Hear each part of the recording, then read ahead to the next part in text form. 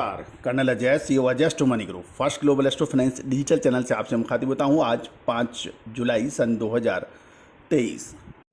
दोस्तों, आप सुन रहे हैं देश का मल्टी कमोडिटी का number 1 channel Ajay Astro Money group, जिसके 77 लाख से ज़्यादा व्यू और 64,400 से ज़्यादा रजिस्टर्ड यूजर हैं। दोस्तों, आज के एपिसोड में हम चर्चा करेंगे मस्टर्ड यानी सरसों के ऊपर। सबसे पहले सरसों के देश के विभिन्न हिस्सों के भाव और सरसों के ऊपर सारी जानकारी। दोस्तों, इससे पहले हम आगे बढ़े, यदि आपने हमारे चैनल में पहली बार आप आए हैं और सब्सक्राइब नहीं किया है, यदि पसंद आए तो सब्सक्राइब अवश्य कीजिएगा। जानिए पूरी रिपोर्ट विस्तार से।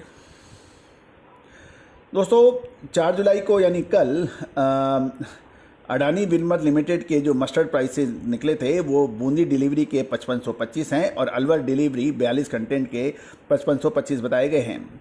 और साथ साथ सरसों कोटा के अंदर 5925, शमशाबाद में 6050 और डिगनेर में 6050 के भाव थे। अलवर 5975 के भाव थे और इसमें मस्टर्ड ऑयल डिडक्शन पर पॉइंट 100 रुपये का है। दोस्तों, इसके अतिरिक्त हम के दूसरी मंडियों के अंदर मंदसौर 4900 से 5150, विदिशा 4800 से 5600, खुरई 4400 से 4500 और गंज बासुदा 5200 से 5600 के भाव हैं। देवास 4600 से 4850 और नीमच 4800 से 150 के भाव हैं। अशोकनगर 5000 से 150 के भाव हैं। दोस्तों, ये था सरसों के भाव विभिन्न मंडी। अब जानिए आगे की रिपोर्ट। दोस्तों, यदि हम सरसों की कुल पैदावार की बात करें तो सरकारी आंकड़े कुछ अधिक कहते हैं, जबकि व्यापारी संगठन कुछ अलग कहते हैं। व्यापारी संगठनों के अनुसार 1 मार्च 2023 को आधार वर्ष मानकर देश में लगभग 112 लाख टन सरसों के उत्पादन का अनुमान लगाया था, जबकि सरकारी अनुमान 127 लाख टन था, जिसमें जून में 55.5 लाख टन की सप्लाई हो चुकी है और 1 जुलाई सन 2023 को किसानों के पास लगभग 56.5 लाख टन का स्टॉक बाकी है। इसी तरह से मंडियां एवं सरकारी क्रय केंद्रों पर 55.5 लाख टन सरसों पहुंच गई है। इसमें से 9.5 लाख टन की खरीदी नेफेड द्वारा की गई है और बाकी के 46 लाख टन व्यापारियों ने किसानों से खरीदी है। नेफेड की सरसों की बिक्री अभी शुरू नहीं हुई है और इधर उद्योग व्यापार क्षेत्र के पास 46 लाख टन सरसों का स्टॉक था, उसमें से लगभग 37 लाख टन क्रशिंग होने के समाचार मिल रहे हैं और अब स्टॉकिस्ट और प्रोसेसर्स के पास 9 लाख टन सरसों का स्टॉक है। इस तरह से 1 जुलाई सन 2023 को देश में कुल 75 लाख टन सरसों का बैलेंस स्टॉक था, जिसमें किसानों के पास 56.50 लाख टन, नेफेड के पास 9.5 लाख टन एवं प्रोसेसर और स्टॉकिस्ट के पास 9 लाख टन का स्टॉक है। दोस्तों, इसमें एक महत्वपूर्ण चीज़ ये भी है कि मार्च से जून के 4 महीनों में 37 लाख टन सरसों की क्रशिंग होने का अनुमान लगाया जा रहा है और इसमें मंडियों में भरपूर आवक और भाव नरम होने से मिलर्स द्वारा इस बार सरसों की शानदार खरीदी एवं क्रशिंग की जा रही है। लेकिन सरसों तेल व मील के दाम घटने से क्रशिंग की गति अब थोड़ी सी स्लो है।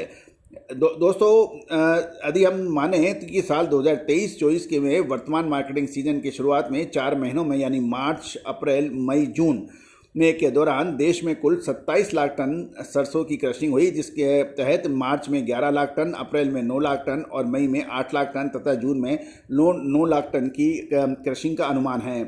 यदि हम देखें कि प्रमुख मंडियों में लगभग 55.5 लाख टन सरसों की आवक हुई।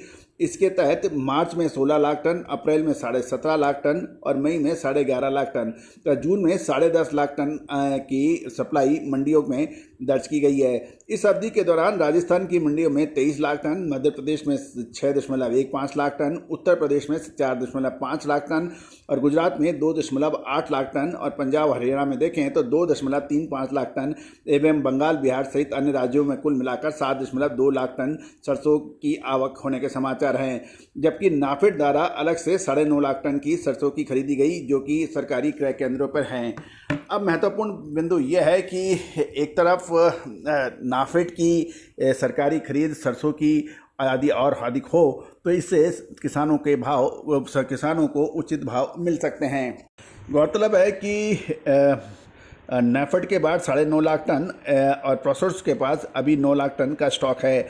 नाफेड द्वारा किसानों से न्यूनतम समर्थन मूल्य पर खरीद बढ़ाए जाने से सरसों के थोक मंडियों में भाव सुधरने के संकेत मिले हैं, लेकिन फिर भी अधिकांश मंडियों में ये न्यूनतम समर्थन मूल्य 5,450 प्रति क्विंटल से काफ़ी नीचे है और साल 2022-23 के रबी सीजन में 113 लाख टन सरसों के घरेलू उत्पादन का अनुमान लगाया गया था, जबकि 6 लाख टन का पुराना स्टॉक था। इसमें 7 लाख टन सरसों की आवक फरवरी में हो गई थी। तो दोस्तों, अब एक महत्वपूर्ण प्रश्न ये है कि एक तरफ अल नीनो का इफेक्ट यदि पड़ेगा तो सोयाबीन की बिजाई और सोयाबीन के उत्पादन पर इसका फर्क पड़ सकता है। साथ साथ विदेशी बाजारों में भी इसका इफेक्ट देखा जा रहा है। अब आने वाले समय के अंदर क्या संभावनाएं बन सकती है? गौरतलब है कि जून के महीने में प्रथम सप्ताह के आसपास हमने एक तेजी की बात कही थी, जो कि अक्षरशः सत्य साबित हुई थी दोस्तों। और जून के महीने के अंदर लगभग सभी मार्केट विशेषज्ञों के बरखिलाफ जाके अंतर्राष्ट्रीय बाजारों एवं भारतीय बाजारों के अंदर खाद्य तेलों के दाम बढ़े थे। लेकिन अब जुलाई महीना एक बहुत महत्वपूर्ण महीना है कि सारे आंकड़े हमने आप तक प्रस्तुत किए हैं, क्रशिंग के, अराइवल्स के, बैलेंस स्टॉक के। और अब आगे जुलाई महीना क्या संभावना बन सकती है, इसके लिए हमने अपनी विशेष रिपोर्ट जारी कर दी है। आप भी यदि तेल तिलहन में काम करते हैं तो आप हमारी विशेष रिपोर्ट के लिए संपर्क कर सकते हैं, जो भुगतान करने पर होगी उपलब्ध। All the very best, good luck, happy trading. दोस्तों नमस्कार, colonel Ajay, CEO Ajay Astromoney Group, आपके लिए एक महत्वपूर्ण सूचना है। कर्नल अजय यानी मैं स्वयं और Tushar Jain, CFO and research head Tushar global service, 8 और 9 जुलाई को ऊंझा और अहमदाबाद में होंगे। आप व्यक्तिगत संपर्क के लिए संपर्क कर सकते हैं, नंबर स्क्रीन पे दिए गए हैं। All the very best.